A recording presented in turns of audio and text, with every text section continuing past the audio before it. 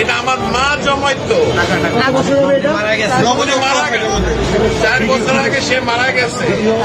আমি জানি না এটার মধ্যে কি আছে, আছে অনেক কিছুই আছে, কি আছে আমি জানি, এটা আমি দিয়ে গেলাম।